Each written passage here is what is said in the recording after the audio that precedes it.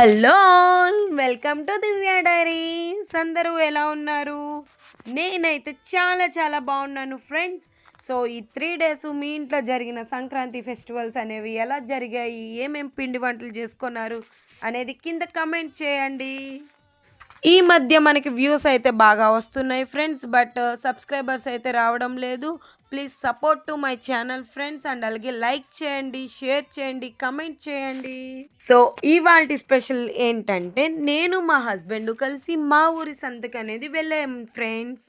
ఇక్కడ every Saturday సంత అనేది ఉంటుంది ఫ్రెండ్స్.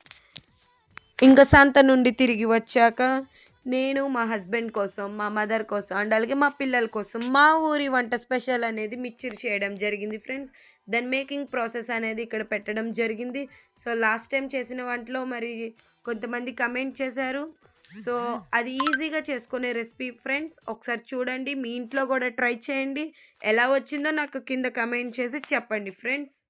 అండ్ అలాగే ఇవాళ ఒక మంచి మాట తెలుసుకుందాం ఫ్రెండ్స్. వంటలో రుచి, మనిషిలో మంచితనం ఎప్పటికీ విలువనే ఇస్తాయి. సో నువ్వు చేసే వంట తోటివారిని ఆకలి తీరుస్తే, నువ్వు చెప్పే మంచి మాట ఎదుటివారి బాధననేది తీర్చేలాగా ఉండాలి ఫ్రెండ్స్. అండ్ అలాగే రేపొక మంచి మాటతో మళ్ళీ కలుద్దాం ఫ్రెండ్స్. ఒకసారి ఇంట్లో మీరు ఈ మిక్చర్‌ని ట్రై చేయండి ఫ్రెండ్స్.